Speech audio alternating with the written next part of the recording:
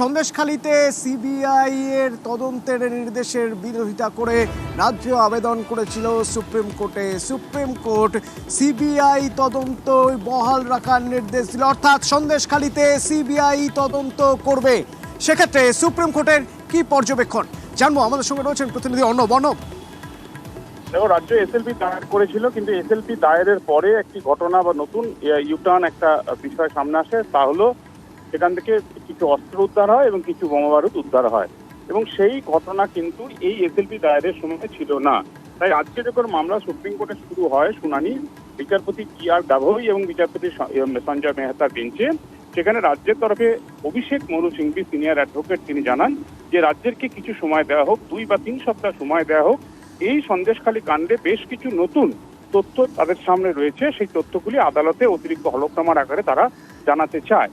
যদিও বিচারপতিরা জানান যে সন্দেশখালীর ঘটনায় যেভাবে সিবিআই তদন্ত করছে, বলে রাখা ভালো, যখন অভিষেক মনু সিংভি সময় চাইছে অতিরিক্ত ইনফরমেশন দেওয়ার জন্য, সেই সময় একযোগে দেশের সলিসিটর জেনারেল তুষার মেহতা, সিবিআইয়ের অতিরিক্ত সলিসিটর জেনারেল এমভি রাজু সহ একাধিক সিবিআই তরফে যারা মামলা সওয়াল করছিলেন, সিবিআই কাউন্সিল, তারা রাজ্যের বিরোধিতা করেন এবং শেষমেশ সুপ্রিম কোর্ট জানিয়ে দেয় যে মামলা কলকাতা হাইকোর্টের নজরদারিতে সিবিআই তদন্ত চলছে এবং কলকাতা হাইকোর্টে 2 মে তার পরবর্তী শুনানি রয়েছে।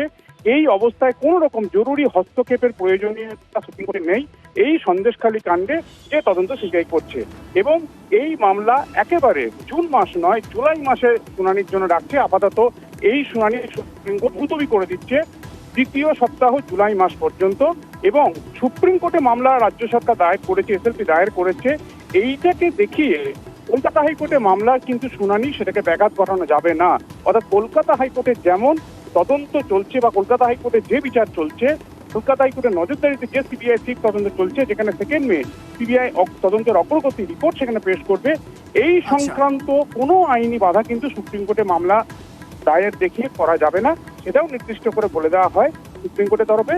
তবে রাজ্যের তরফে অভিষেক মনু সিংভি যে সওয়ালগুলি করেন, যে যুক্তি দেখান, সেগুলি সুপ্রিম কোর্টের আদেশনামায় লিপিবদ্ধ থাকবে, এটা সুপ্রিম কোর্ট নিশ্চয়তা দিয়েছে। অর্থাৎ যা দাঁড়ালো, সন্দেশখালী জমি দখল, আদিবাসীদের জমি দখল, জমির চরিত্র বদল, সেখানে নারী নির্যাতন সহ একাধিক অভিযোগে কলকাতা হাইকোর্টের নজরদারিতে যে সিবিআই তদন্ত চলছে, সেই সিবিআই তদন্ত সুপ্রিম কোর্ট হস্তক্ষেপ না করা মানে সিবিআই তদন্ত চলবে, এবং হাইকোর্টের নজরদারিতে এই সিবিআই তদন্তই চলবে। হাইকোর্টের নির্দেশে কোনো হস্তক্ষেপ করলো না সুপ্রিম কোর্ট, অর্থাৎ বহাল থাকলো সন্দেশখালীর ঘটনায় সিবিআই তদন্তের। এর পাশাপাশি একটা ছবি দেখাবো আপনাদের।